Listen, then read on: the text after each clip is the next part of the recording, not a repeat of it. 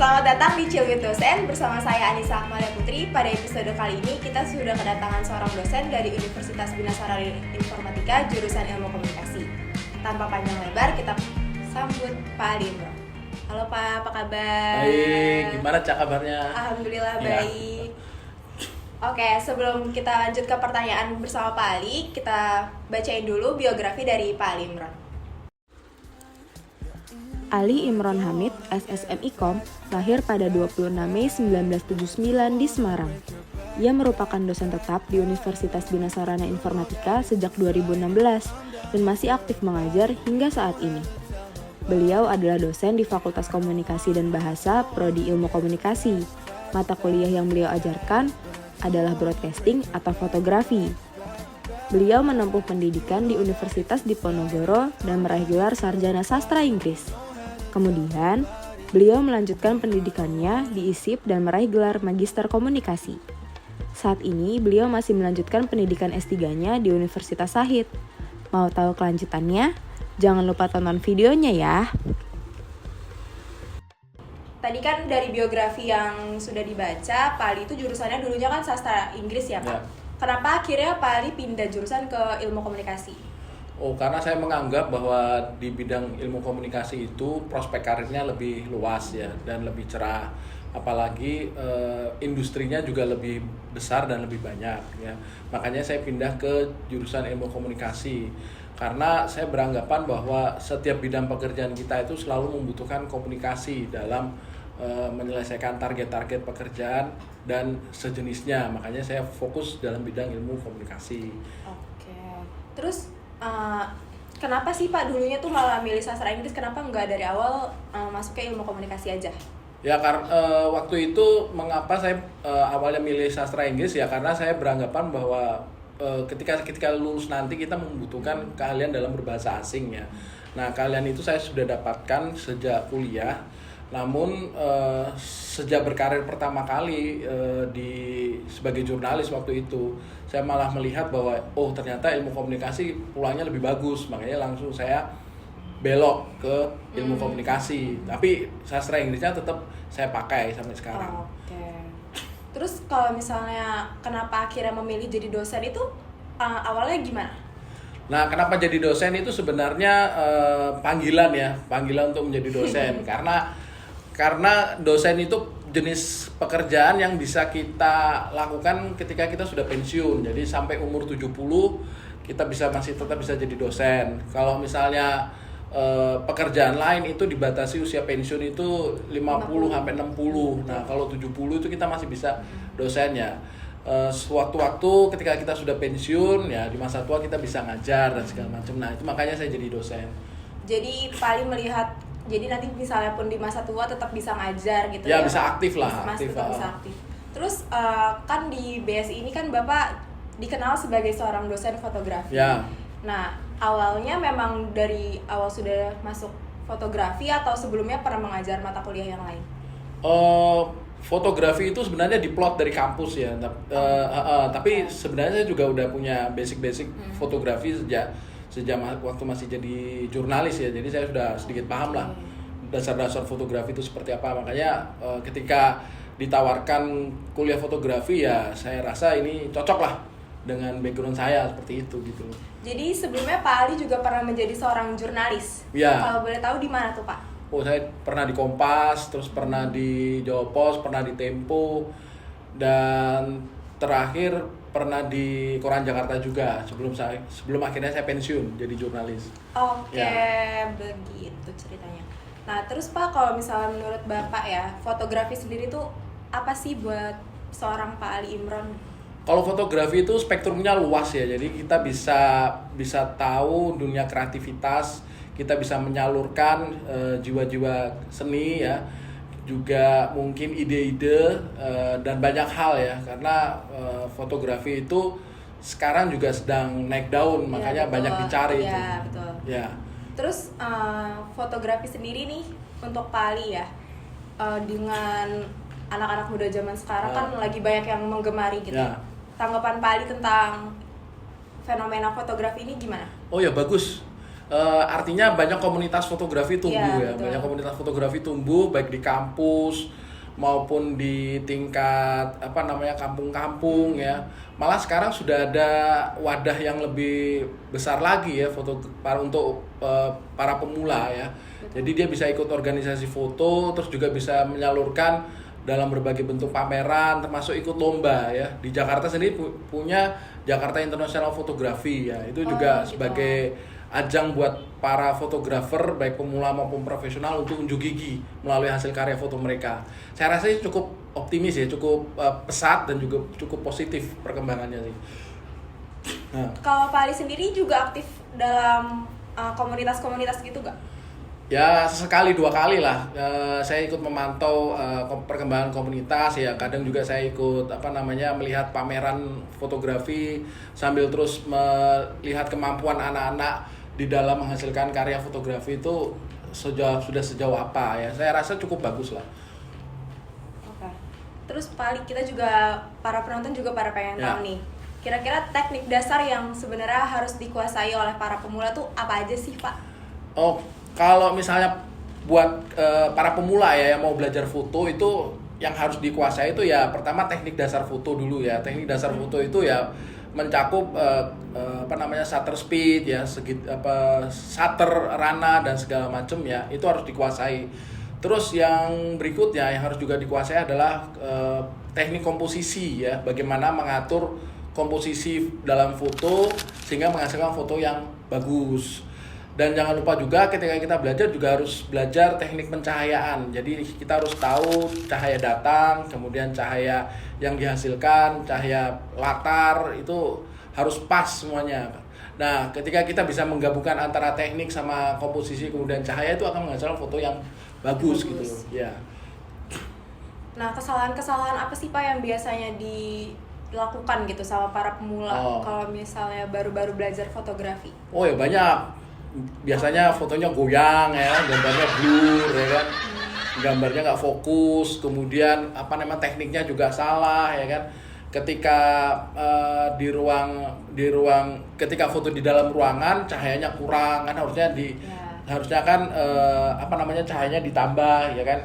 Kemudian banyak ya komposisi ya, kadang fotonya terlalu tengah atau kadang fotonya terlalu ke pinggir, bocor dan segala macam, tekniknya juga keliru. Nah, itu yang saya rasa yang paling banyak ditemui ketika para pemula itu baru belajar fotografi sih. Nah, di BSI sendiri kan pasti banyak juga tuh Pak mahasiswa-mahasiswa yang sebenarnya baru mengenal fotografi saat kuliah gitu.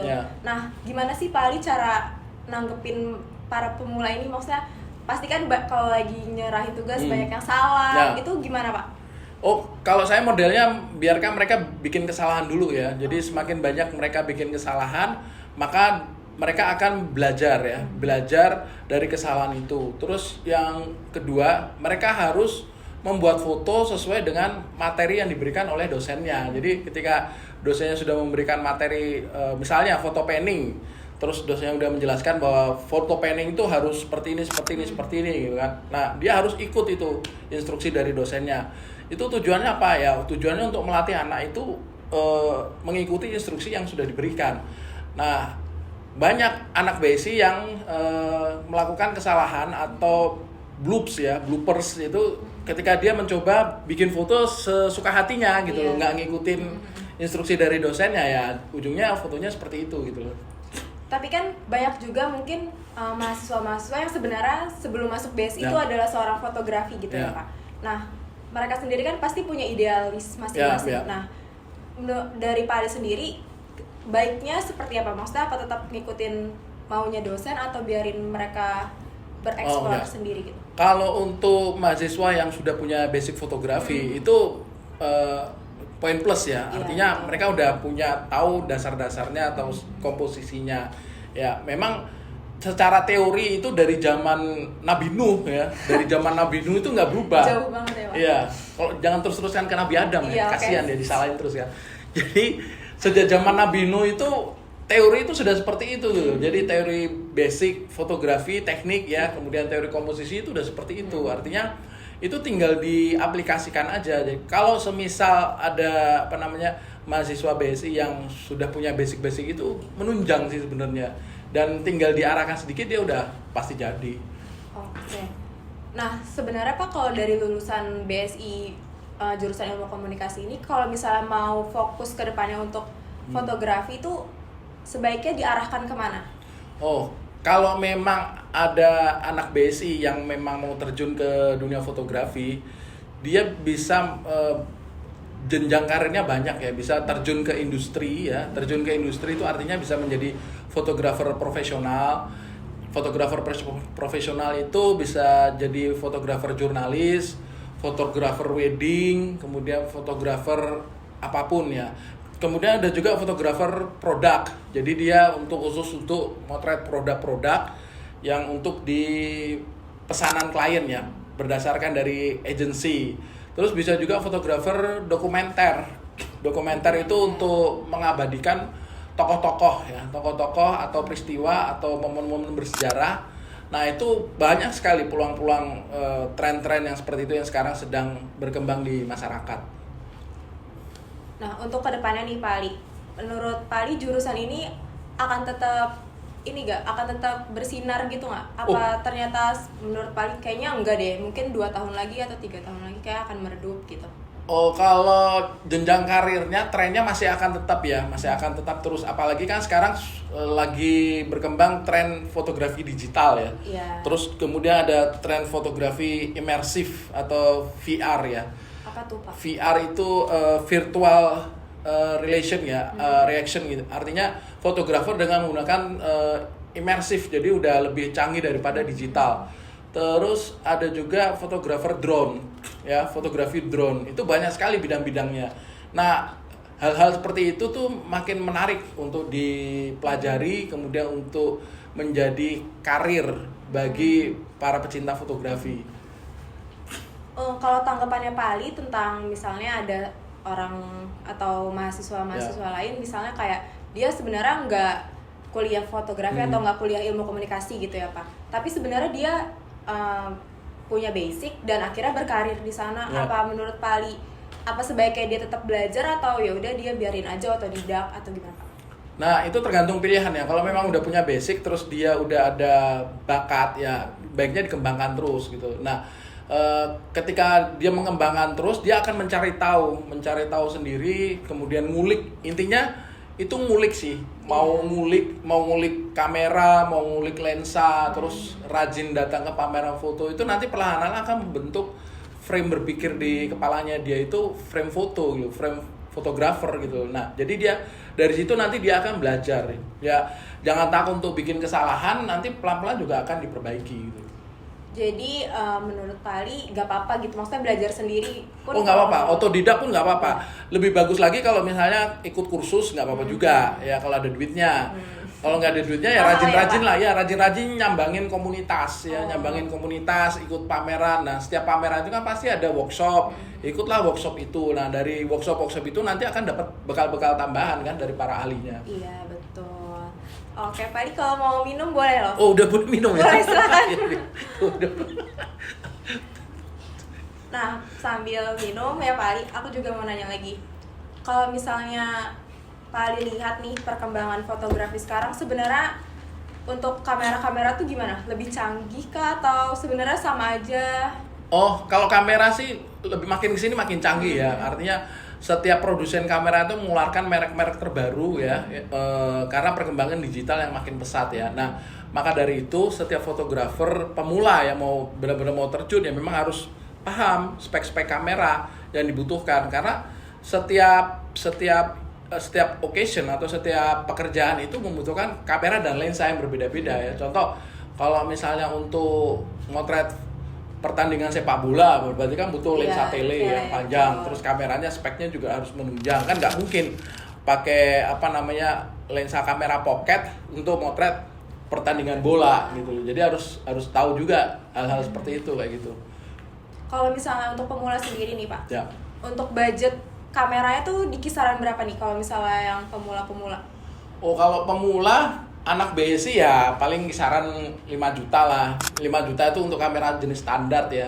Tapi kalau misalnya dia mau upgrade ya bisa kamera yang 20 juta ya, tapi saya rasa anak BSI nggak mampu lah untuk kamera yang kelas seperti itu. Jadi kalau memang benar-benar basic ya kamera 5 juta itu sebenarnya udah menunjang loh ya. Baik tipikal Untuk kuliah Canon gitu ya, ya. Pak? Untuk praktek aja. untuk praktek. Ya, untuk praktek mengenal lensa, ngoprek kameranya itu udah cukup bagus lah, ya kan. Saya paham lah anak BSI kantongnya juga nggak tebal-tebal amat ya kan. Iya, betul. Jadi bisa nyewa gitu maksudku. Iya. Tapi menurut Pali sebagai seorang mahasiswa nih yang baru-baru masuk, lebih prefer nyewa atau misalnya punya sendiri sih, Pak? Kalau dari saran Pali? Lebih sebenarnya kalau memang dia punya minat untuk fotografi, mau terjun mau menekuni dunia fotografi, lebih baik punya. Karena dari situ dia akan ngoprek ngulik kelebihan kameranya. Nah, ketika udah tahu kelebihan kameranya, maka dia akan belajar lensa. Ya, dia akan mencari lensa yang pas untuk berbagai kebutuhan. Dari situ sih belajarnya. Apalagi kalau kita bisa kelebihan kalau punya itu bisa dipakai sampai semester depan. Untuk tugas-tugas yang lain kan, kayak bikin video dokumenter, videografi, itu kan perlu kamera kan, nggak mungkin pakai kamera handphone gitu. Iya. Oke, pertanyaan terakhir nih, Ya. Pak Ari. Ada nggak tips atau misalnya pesan untuk mungkin orang-orang di luar sana yang Ya. pengen masuk BSI dan ilmu komunikasi supaya ketemu Pak Ali gitu? Ya, kalau mau kuliah BSI aja ya. Jadi jangan sungkan untuk datang ke BSI belajar, karena di sini dosen-dosennya semua profesional kok. Memang banyak praktek, banyak workshop diberikan ya, tujuannya untuk pengembangan diri kalian, jadi untuk bekal kalian nanti ketika terjun ke dunia profesional. Kurasa seperti itu sih tipsnya. Jadi menurut Pak Ali BSI itu bagus gitu ya fotografinya? Ya bagus-bagus Jurusan aja. ilmu komunikasinya bagus gitu ya? Ya bagus-bagus aja sih, nggak jelek-jelek amat. Oke deh teman-teman, itu tadi pertanyaan terakhir Ya. dari saya. Teman-teman terima kasih banyak sudah nonton video kali ini. Sampai bertemu di video selanjutnya. Bye-bye.